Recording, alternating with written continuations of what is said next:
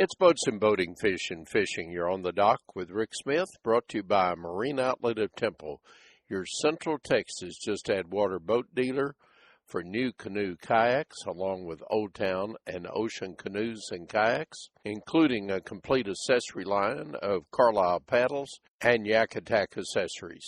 Dove hunters, September is almost here, and it looks like we're going to have a strong dove population this year. Parks and Wildlife reports that for a third year in a row, Texas received significant rain in the spring across most of the state, bolstering the previous year's healthy dove populations. Texas Parks and Wildlife Department biologists estimate both mourning and white-winged doves are near record highs again.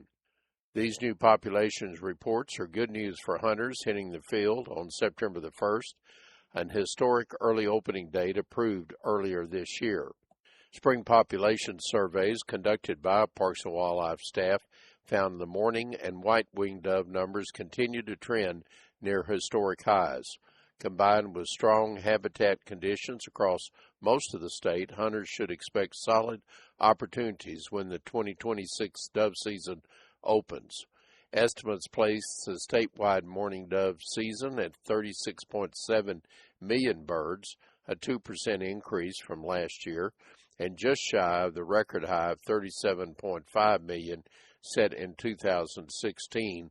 White-winged dove numbers increased 10% from 2025, with an estimated 12.9 million birds, the highest estimate on record. Birds may still be scarce across the landscape, while food and water remains widely available. As August heat dries things out, hunters are likely to find larger populations gathering at available watering holes. Doves typically feed and water twice a day, so scouting their movement throughout the day is key to a successful hunt. Hunters should focus on agricultural fields or areas where native food sources like sunflower, croton, and other annual forbs and grasses are located. The South Zone has historically been restricted by federal regulations from opening in early September due to long-standing concerns about the impacts of hunting on lake nesting mourning doves. After an extensive review of recent biological data, Texas Parks and Wildlife biologists determined that there was no longer a need to delay the opener and worked with the United States Fish and Wildlife Service to change federal regulations to allow the South Zone to mirror opening day and daily bag limits with the North and Central zones.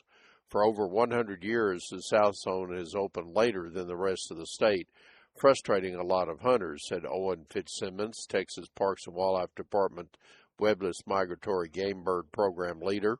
I'm very excited about the earlier opening, especially in a year when we are seeing record numbers of doves down south, but it will be a big adjustment for both hunters and the birds. We plan to do our due diligence and conduct extra monitoring to access any impacts to dove populations, as well as get plenty of feedback from the hunting public over the next few years. With the earlier start to regular season, the special white-winged dove days typically held before the regular season opener were eliminated. These changes are allowed under federal regulations on a 3-year experimental basis, a common procedure for any major changes to federal migratory game bird populations and regulations. This gives Parks and Wildlife time to properly evaluate any impacts to doves before the change is made permanent. Texas is home to 7 species of native doves and pigeons, including the 3 legal game species, mourning, white-wing, and white-tip. Texas continues to lead the nation in dove hunting, accounting for 32% of the mourning dove and 87% of the white-winged dove harvest in the U.S. annually.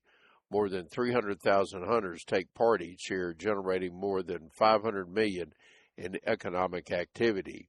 Parks and Wildlife reminds hunters to prepare for the early season heat, bring plenty of water, seek shade during peak hours, and be mindful in dense vegetation when retrieving downed birds. Hunters should also be mindful when parking in tall grass to reduce the risk of starting a fire off their catalytic converters of their automobiles. Hunters using dogs should watch for signs of overheating in the animal and inspect for wounds before leaving the field. New World screwworm has been detected in Texas, and all hunters are encouraged to report suspicious wounds or larvae in a wound to their veterinarian. Bag limits and dove season regulations can be found on the Texas Parks and Wildlife website at tpwd.texas.gov. Remember, you need a valid hunting license that are on sale now that go into effect September 1. Also, a migratory game bird endorsement and your HIP certification, which is a survey completed during the license purchase. And remember, if you were born on or after September 1, 1971, to complete a hunter education course before hunting in Texas, this certification is valid for life and recognized in all states and provinces.